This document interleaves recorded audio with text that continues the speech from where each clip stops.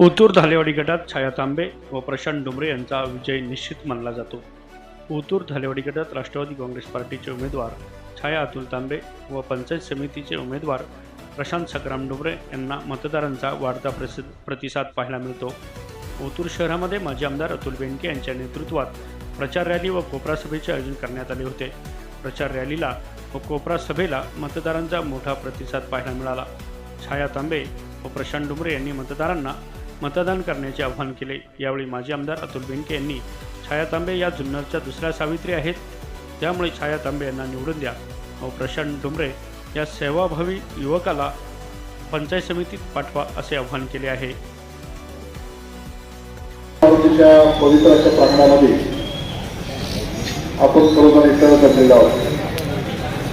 त्यावेळेस आमदार धांबरशेठ तांबे यांची भूमी, शिक्षकांची भूमी, सत्यशोधक चळवळीची भूमी, भाऊ पाटील डुमरे यांनी जे काय बहुजन समाजाची चळवळ चालू केली आणि सत्यशोधकचा विचार हा महाराष्ट्रामध्ये होता, त्याची ही भूमी, तुकाराम महाराजांची भूमी, चैतन्य महाराजांची भूमी, त्याचबरोबर सावित्रीबाई फुले यांनी जी स्त्री शिक्षणाला प्रेरणा दिली, सुरुवात केली, त्याची ही भूमी आहे. सावित्रीबाईंनी जेव्हा स्त्रियांना शिक्षण देण्यासाठी समाजामध्ये पुढाकार घेतला तेव्हा त्यांच्यावर शेणाचे गोळे फेकले. ती बैठक बनली नाही, पण समाजाला जर पुढे न्यायचं असेल तर बहुजन समाजातली आपली महिला, आपली कन्या शिकली पाहिजे हा विचार तिने रुजवला आणि ती कन्या शिकल्यामुळं कुटुंबाची, समाजाची भरभर झाली. अशा एखाद्या स्त्री किंवा महिला काम करत असताना अशा टीका करून शेणाचे गोळे फेकण्याचं काम करत असतात. पण आमची छायाच आहे ती दुसरी या भूमीतील सावित्री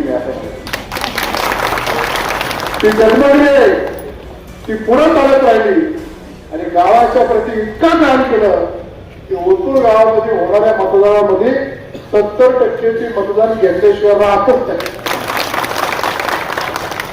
प्रशासनाने तर अत्यंत सेवा करून काम, प्रत्येकाने उल्लेख केलाय की जिथे जिथे गरज असेल प्रशांतला फोन केलं, सरपंच म्हणून नाही, नेता म्हणून नाही, मी या गावचं सेवक आहे त्या वृत्तीने काम केलं. तसंच विशालने केलं, मोहितने केलं.